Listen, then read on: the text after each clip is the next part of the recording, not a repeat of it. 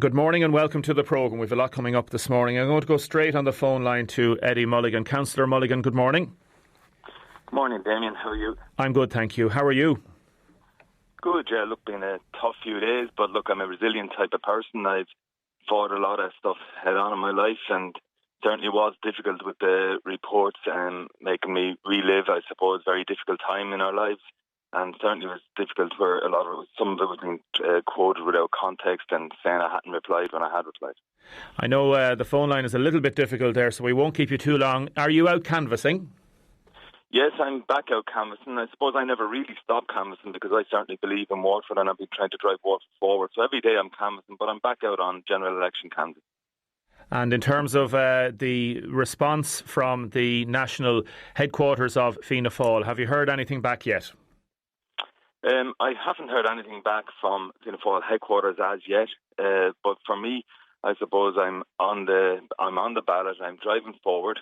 We had teams in Ballybeg and Lismore last night, and they got a hugely positive response. I think people are looking at my work rate over the last 6 years. They've looked at my achievements and my deliveries, and certainly the overwhelming, I have to say, amount of texts, phone calls, messages. I have to thank everyone that got in touch to say through a very difficult few days, and they believe in me, and I'm very much ready to drive on and fight for Waterford in the same way as I've fought for future for myself and my family. And all those questions that were in the paper, are you planning to answer those in a further way? Is there any more stuff to come out? No, there's nothing come out other than the difficulties we went through in business at the time, and it comes from there were family businesses. My father's business was construction related; it was there since 1966. So we had property business as well, but everything was dealt with head on, and it's all what would you say going forward. I've no tax problems. I have tax clearance search, so I'm busy rebuilding my life and driving forward and trying to make a better Waterford for everybody in Waterford. So you will be on the election ballot paper no matter what? Yes, yeah, as far as I understand, I'm on the ballot paper, and it will be up to the people of Waterford if they consider me good enough to represent them at national level. I believe that a lot of Waterford people are in very similar situations to me, as are hundreds of thousands throughout the country. And I feel we need a voice for people who are going through challenging times at the top table, in addition to fighting for equitable resources for Waterford. And I think people are, I've well documented that we're struggling here economically, not insofar as we've the highest levels of unemployment wage, we've the lowest levels of average income. You can see the hostel we need to do 24/7. I know that, Councillor Mulligan, we're not doing, I suppose, this as we'll have you in again from an election point of view with our 12 minutes, but specifically on this, you're on the ballot paper, and a number of people texting in say that you still have questions to answer. You failed to answer all the questions. You would dispute that? Yeah, I did dispute it. I've answered the question. When people weren't putting my replies there, yes, there was a problem. If people don't answer questions and I give replies, I expect them to be used and not to be said that I didn't reply. Yeah, and the Irish Times would say that they would have given you full answers to replies. So we'll talk about that again. We'll let you go. Councillor Mulligan, thank you for joining us this morning. Lovely. Thanks very much, Damien. Appreciate that. Bye-bye. Thank you. Councillor Eddie Mulligan there, out on the campaign trail this morning. As you heard, that he is on the ballot paper. Hasn't heard anything back from national headquarters in Fianna Fáil regarding whether they will make a decision in terms of support or not. But at the minute, he is on the ballot paper as a Fianna Fáil candidate. Damien, can you please ask people to turn on their dipped headlights? Very, very important. Damien, if you have more information regarding questions for Eddie Mulligan to be an effective journalist, you must treat everyone fairly, and can you seek these answers today? As I told you, we will be getting Eddie Mulligan on the programme again in terms of those answers. We weren't able to do it because he's out on the campaign trail, and it's I prefer to have him in studio for the information. Other people saying, where did all this information come from? Or who unearthed the detail? Who passed it on to the media?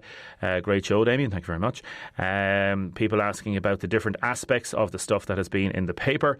I voted for Eddie when he was an independent. I don't know how I'm going to vote now, says this other person. And other people saying different things. So we will follow that up. We're also going to have Una Dunphy from People Before Profit on shortly with our 12 minutes. So if you have any questions for Una Dunphy, please text us in 083 3333 975, or you can call Audrey on 051 846 123. We've a lot coming up in the programme. We also might have our competition for a holiday. Let us know what you think about that. Anybody responding from the answers, the questions yesterday on the comments by Mary Butler regarding the Army Council and Sinn Féin, if you want to text in about that as well. I sort of said half in jest. Anybody from the Army Council want to text in, please? There's no problem whatsoever. We'll take a text from them and an interview as well if needs be.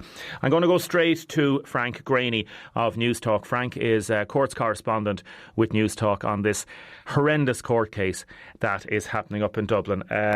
I hope Frank is on the line here. Frank, good morning. Good morning, Damien. Thank you for joining us this morning. Frank, this court case in the Central Criminal Court, it's just horrendous. There's Mr. Kieran Green, 34 years of age, denies murdering Patricia O'Connor, 61, at a house in Mountain View Park, Rathfarnham, in May 29, 2017. The grandmother's remains were found scattered over a 30-kilometre wide area in the Dublin and Wicklow Mountains between June the 10th and the 14th that year. What did we hear in court yesterday, Frank?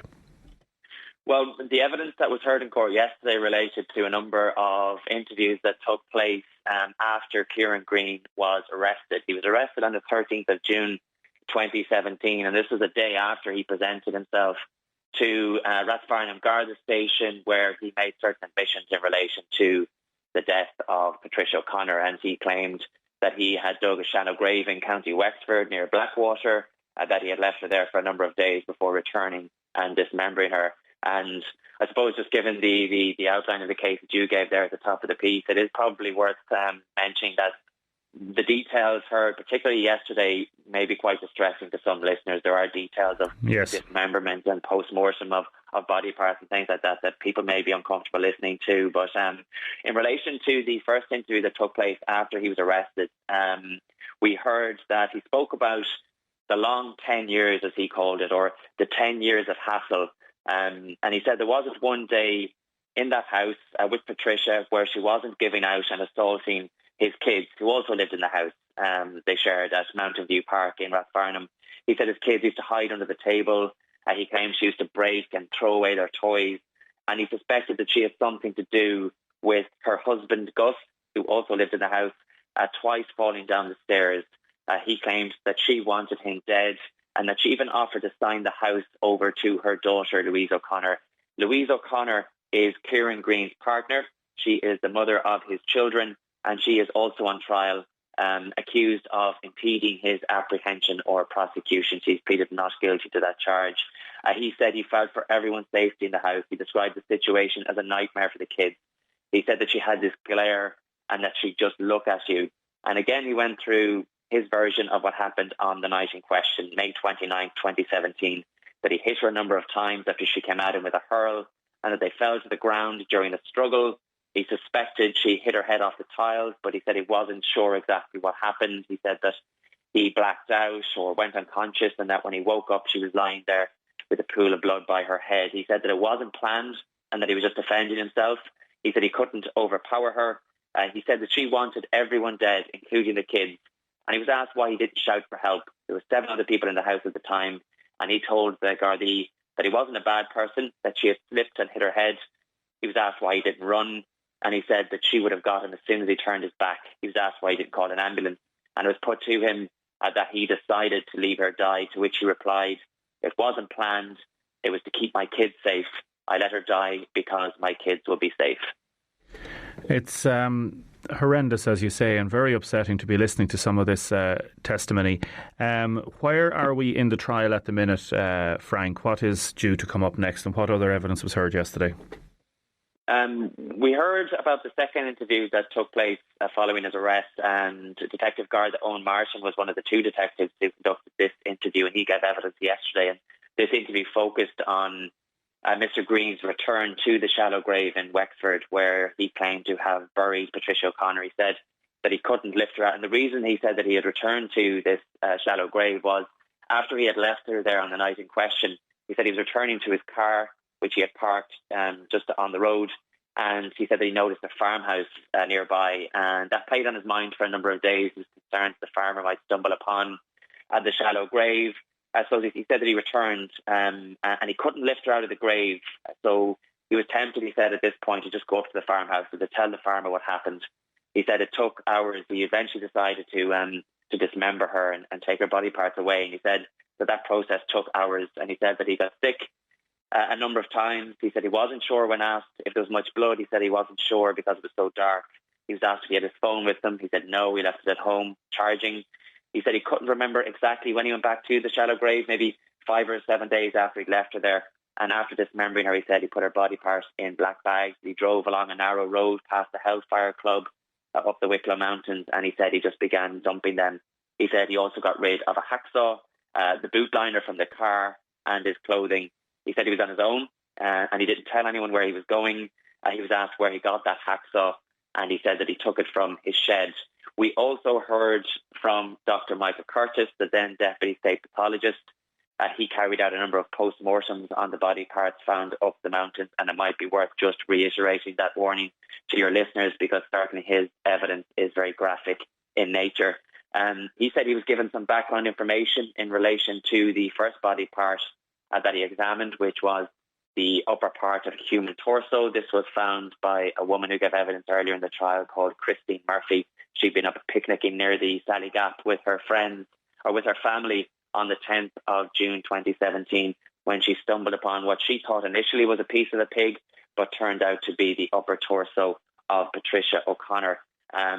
Michael Curtis said that he went to the scene and he examined this body part in situ, and he said that when it was removed, he was there when it was removed, and he said that he noticed the grass underneath it was fresh, which suggested to him that it hadn't been there for very long.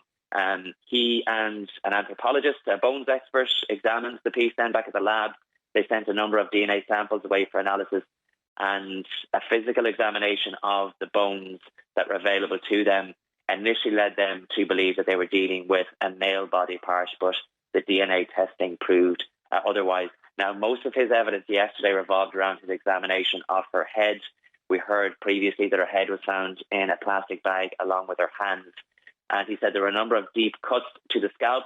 He also noticed 3 fractures to the skull. He said he believed the main point of contact was to the front right-hand side of the skull. And he said it was highly probable that a brain injury would have been sustained, but he said they couldn't examine that because of the condition it was in. And he concluded his evidence yesterday by saying that he believed that the act of dismemberment was most probably carried out with a power tool, like a power saw. And he was of the opinion that her hands were possibly removed with a handheld saw. He said there was no evidence of defence-type injuries. He would have expected to see these on the hands and the fingers and the forearms, but he said they weren't there. He concluded that the cause of death was blunt force trauma to the head. Frank Rainey, courts correspondent with News Talk, thank you very much for joining us this morning. Thanks, Damien. Thanks, Frank. Really appreciate it. I know you are a busy man. Una Dunphy has joined me in studio. We're going to talk to Una in a second. Good morning, Una. Morning. And here's our little sting for our 12 with Tiernan. Election 2020, 12 with Tiernan. Hear from your candidates on Deise today on WLR.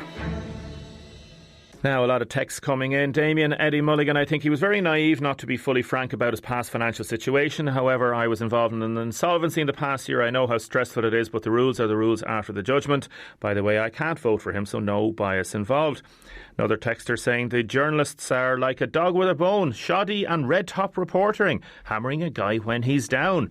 Other people texting in, have we announced a winner yet for our competition? We haven't, because we haven't done the competition yet. Are we going to do it today? Our Harvey Travel competition holiday. If you hear the song Bob Marley, Sun is Shining, during this programme, you'll be able to text in the word holiday. Damien just saw a traffic corps car with no lights on. Can you please ask them to turn the lights on as well? Damien says, Lily, my full text, I voted for Eddie when he was independent. I won't vote for Fianna Fáil. Paul says if Fine Gael don't get their hands on the North Quays, if they don't get the funds for the North Quays delivered for Fine Gael could be in trouble in Waterford.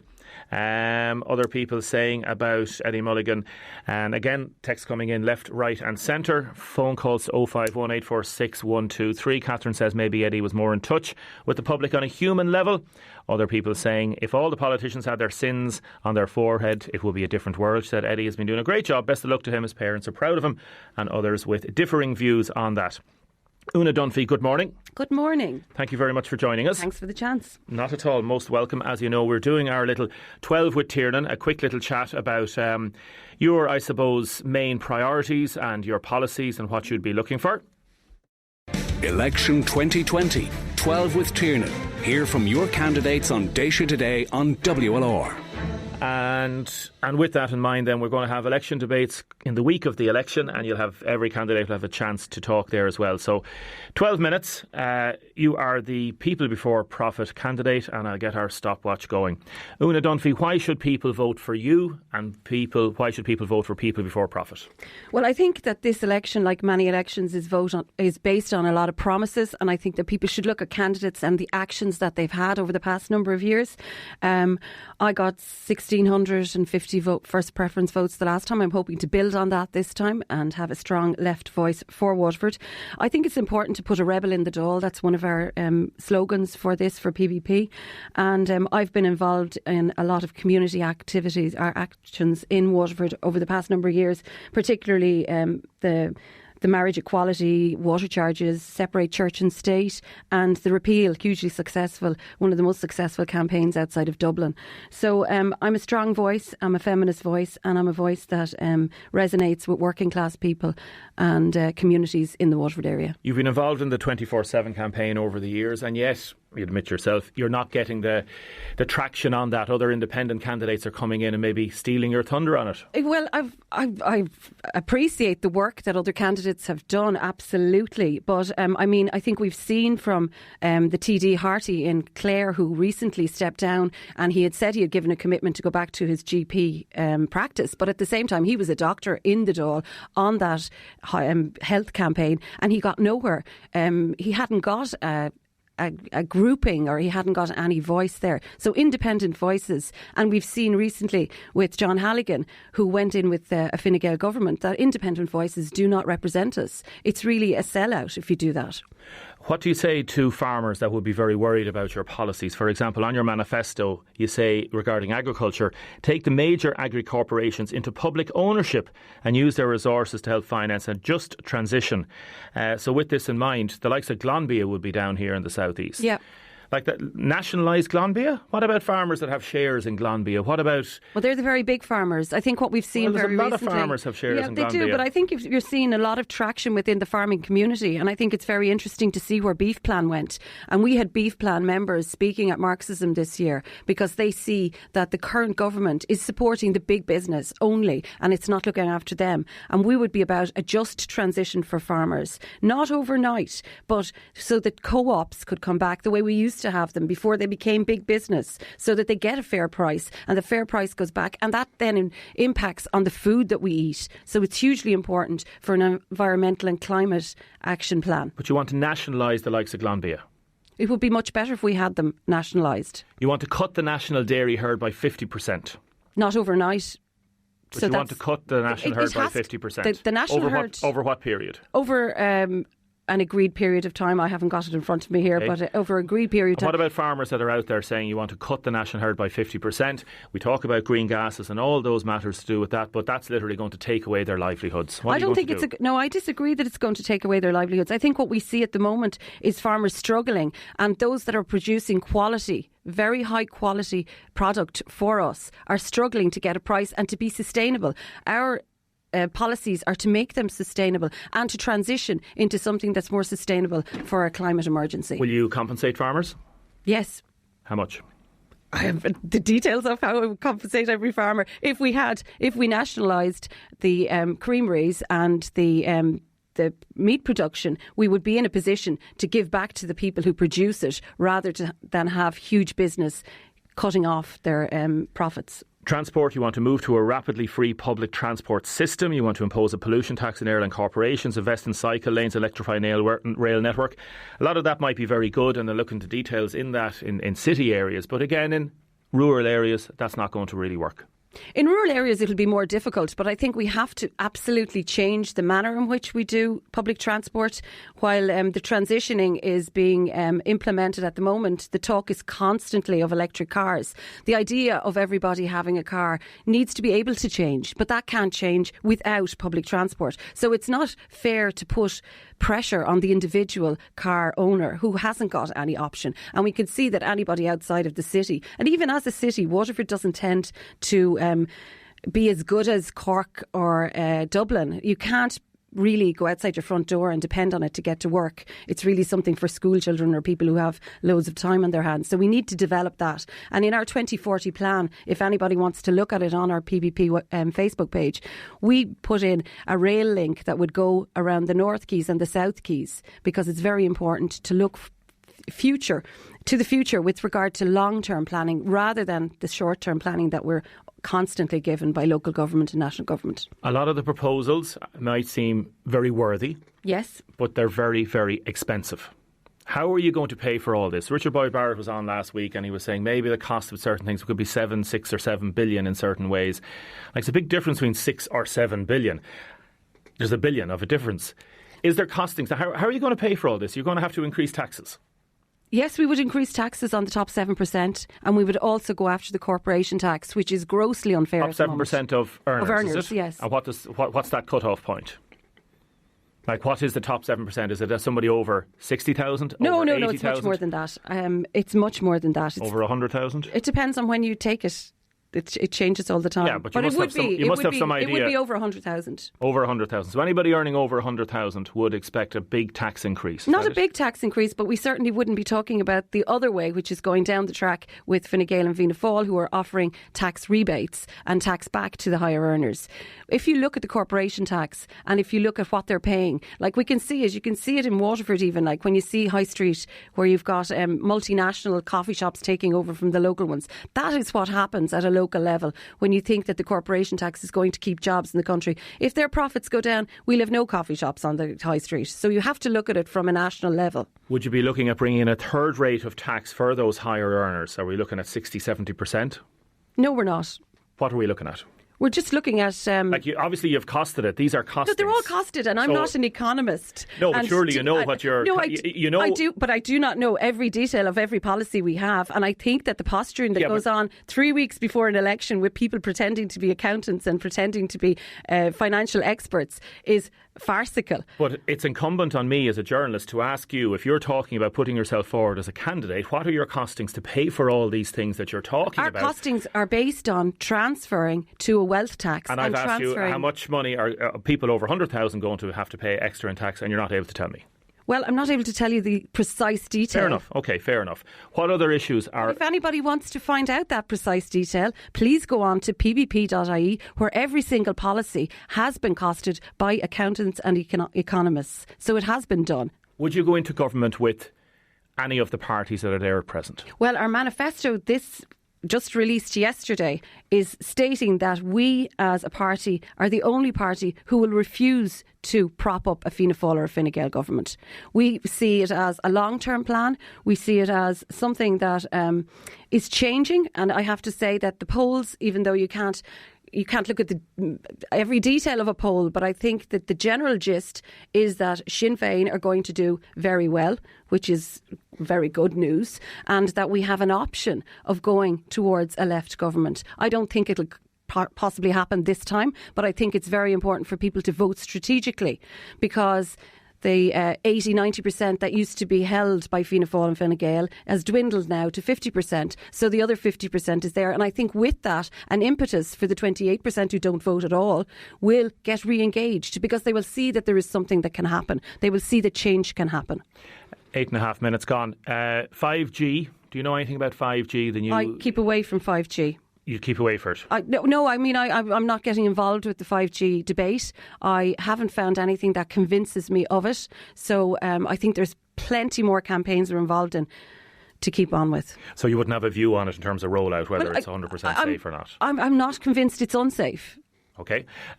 Do you find people might react to your views with a negative thing? Somebody said that people before profit is too negative. What do you have to say to that if somebody says you've negative policies? I don't think we're negative at all. I think we're very progressive. I think we are movers and shakers are very often the very small percentage, and it takes a long time for others to come on board. I think when you're looking at politics at the moment, you have to look at the left and the right, and who on the left would you support? And I think then when you get into the cosy Conservatives, they have not delivered for Waterford. You need to start looking and thinking outside the box. You need to put somebody who will speak up and speak truth to power and start to bring change about, because we need change. We don't want to turn into some sleepy backwater, which is happening in Waterford. We need to change what we do and change the people we put into power. A number of people say, in political parties, say that the idea of a rent freeze would be unconstitutional. Handy that came up this week, isn't it? Yeah.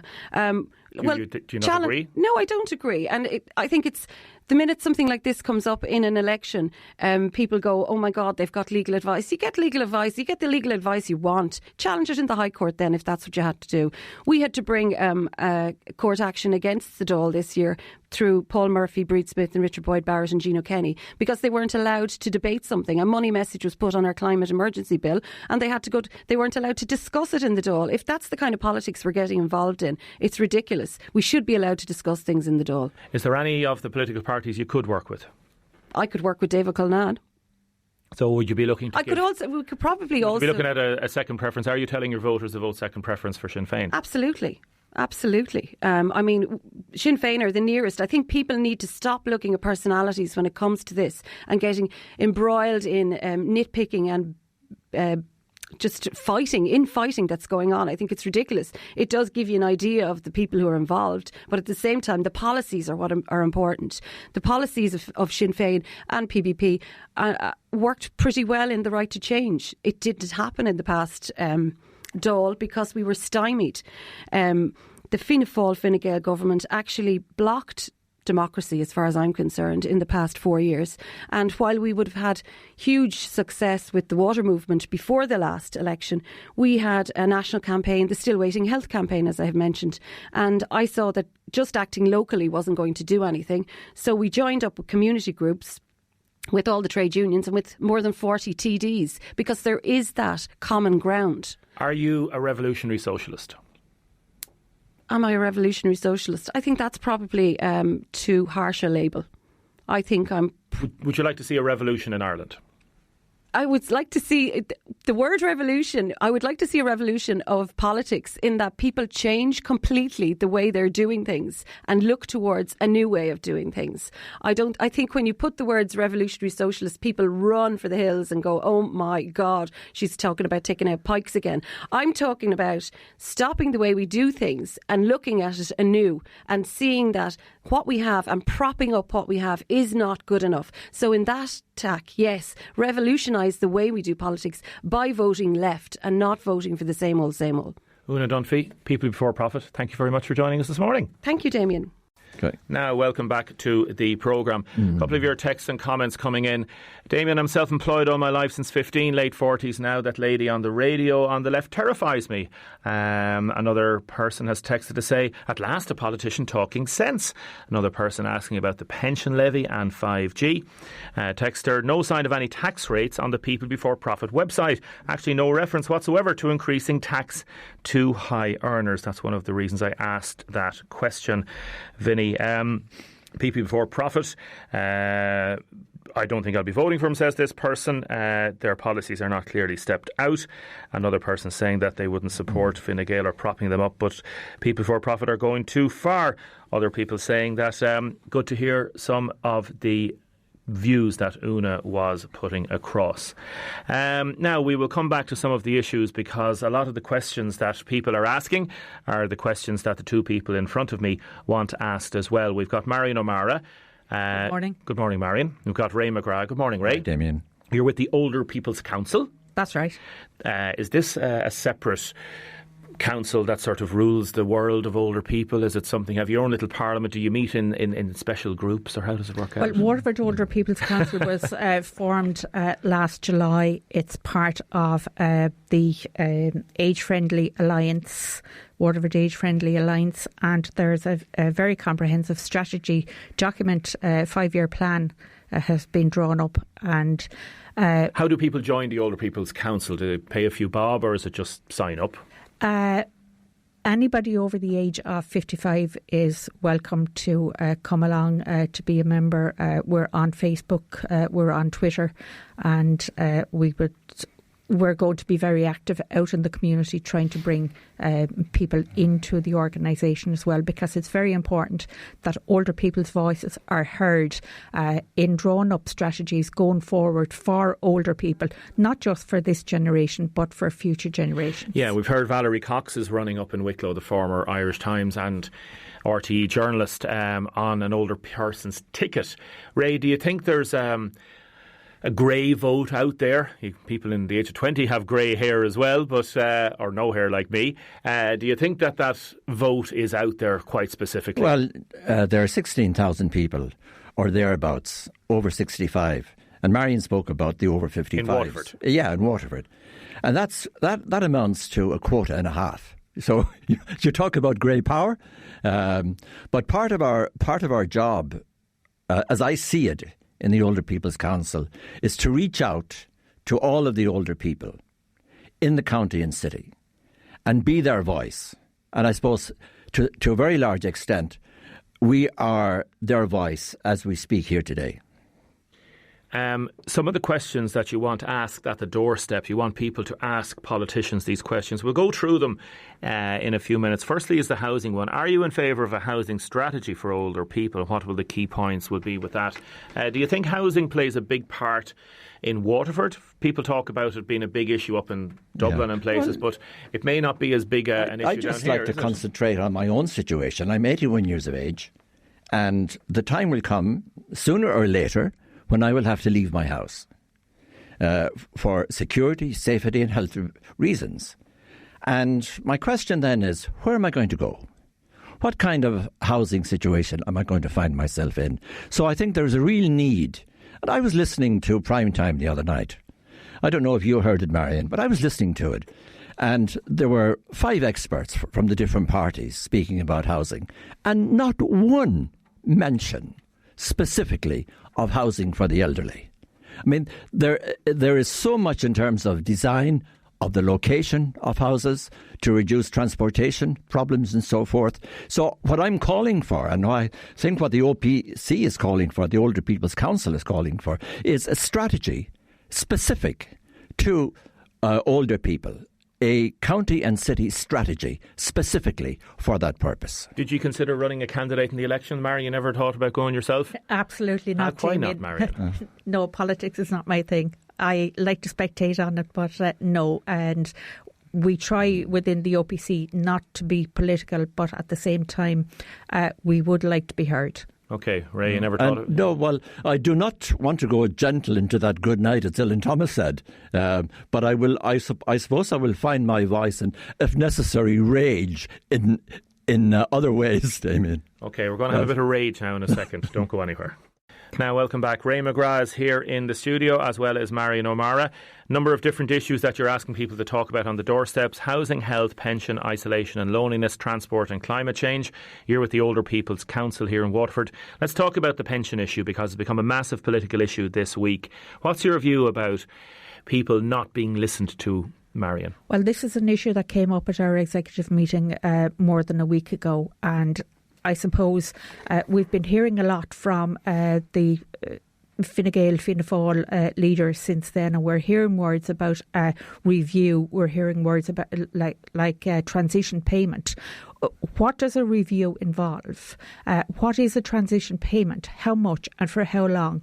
You know, we need to be specific on these things. We need more than just those words. What exactly is the plan? We also hear from SIPTU and others the call for the rolling back of the plan to increase the pension age. Now, the fact is that nobody is listening to older people and the people who are going to be involved and impacted by these issues. We don't necessarily want the pension age, retirement age, to be brought back to 65 and you can't work beyond 65. There are plenty of fantastic people doing great work in all sorts of businesses, industries and other places. In their late 60s, 70s and 80s. Yeah, and contributing hugely. What we are asking for is those who are contractually obliged to leave their jobs at 65 years of age, they should not be penalised by the government, because a lot of those people would be people who would have maybe 40 years plus experience, maybe in the one job, paying their taxes for that period of time. And why should they become second-class citizens? Ray, the political parties, the main parties, might say that they are listening to you, because since this has become an issue, they've responded to that by maybe changing their policies, saying we are listening to older people. Well, we've got to close the gap anyway. Whatever solution is found to it, the gap between retirement and pension has to be closed. That is sure. The other aspect of it that I want to address is, and Marion has just touched on it, is the mandatory retirement age. We have so much to offer. I heard the Taoiseach last night make an exception, I suppose, in a sense, for public servants when he said there is an option now of working to 70 years of age. I don't know if that option exists in the private sector or not, but to force the likes of, let's say, Marion and myself to retire from our work at 65 years of age is such a loss of experience and talent and skill.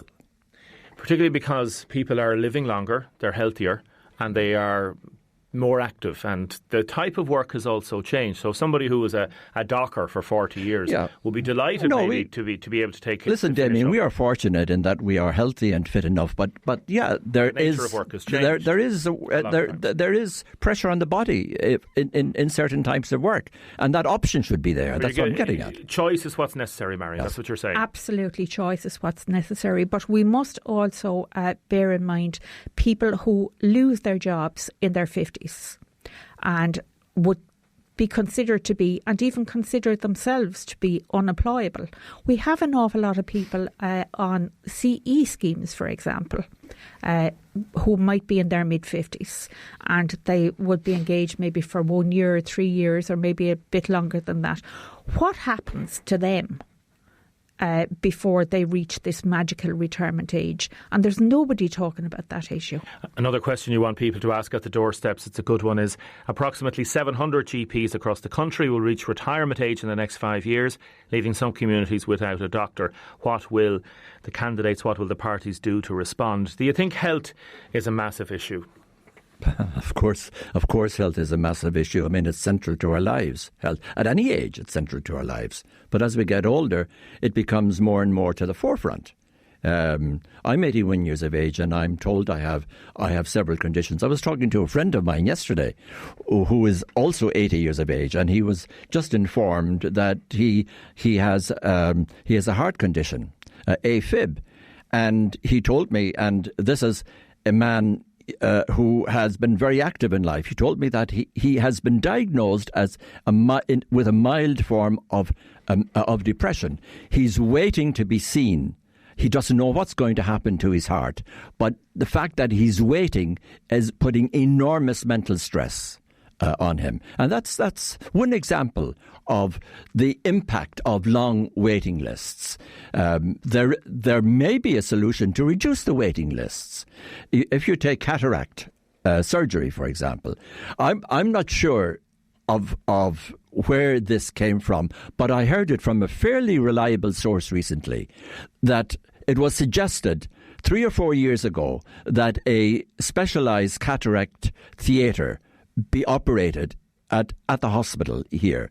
And that would reduce considerably the waiting lists. Yeah, I think they have done certain weekend cases where they've literally had just cataracts and they literally get them done. I don't know how much it's continued now. Yeah. Some people have texted in to say, Damien, if retirement age is 66, let us work until then. I work in a factory. I don't want to retire at 65.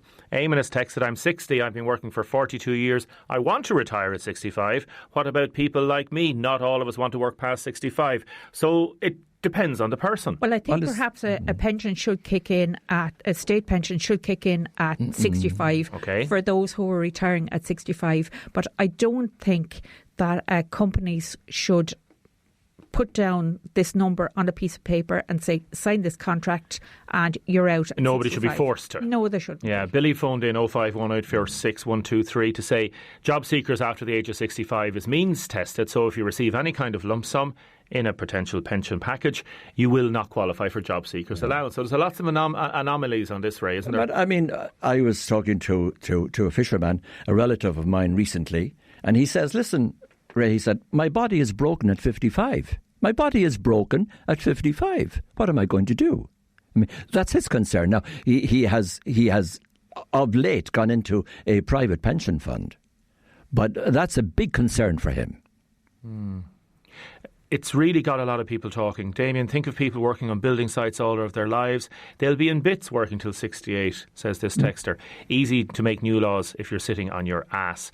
Another person saying, if the transition payment between 65 and 68 is job seekers benefit, this currently only lasts for 9 months, so after that you'd have to seek job seekers allowance, which is means tested. Again, that you mean you wouldn't qualify for anything. So there's lots of different variables and anomalies in this. But there are lots of uncertainties around the whole thing.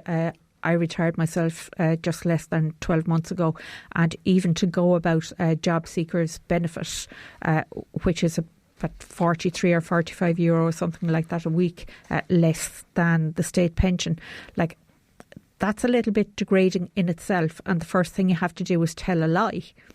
And everybody also says, oh, it's means tested after 9 months. Well, they tell you it's means tested. First of all, you have to pretend that you're available for employment, but they tell you they won't send you for courses, and you don't have to seek employment. Then you're told it's means tested after 9 months, and when you get to 9 months, I don't mind that documentation. Yeah, it's not means tested, and I know that from personal experience. So the signals are very mixed, and the reception that you get is not always the best, because you're dealing with people that may be really in welfare who wouldn't be au fait with the circumstances themselves. One person even told me that I would have to sign on every week, and I was nearly in tears, thinking after 45 years, why would I have to do this? And I spoke to somebody else in the same office. Don't mind that, of course you don't. So the signals are very mixed, It's awful for a person doing that for the first time. It just shouldn't happen. Yeah, it shouldn't. Bernadette Phillips has texted in. She's one of your colleagues on the Older People's Council. She said she's running on election, and we spoke to her about that. So you basically want people of the older persuasion to grill the politicians and the canvassers when they come around to the doors, to ask them all about what they're going to do. Even if it amounts to rage, I think we have to find that voice. We have to shout when necessary, when things are not right. That's our mission. That's my mission, I think, for the rest of my life. Apart from my family. And I want time also. Listen, Damien, I want to write a story or two. I want to spend time with my kids. But I also, and I'm fortunate to be healthy and fit enough to be able to do it. Not everyone is. But I want to express that voice. Ray McGrath, thanks very much. Marion O'Mara, thank you very much. If anybody wants to follow you on Facebook, contact you through the Older People's Council. Waterford Older People's Council. Waterford Older People's Council. Get more information on that. And if anybody wants to join the Older People's Council, they can do that as well. They can indeed. Very much so. Thank you very much. We're going to be possibly playing a song in a little while from a man who felt a lot of rage in his time. He didn't live to a big old age, though, Bob Marley. So if you hear Bob Marley's song, The Sun Is Shining, text us in. We are back in a second.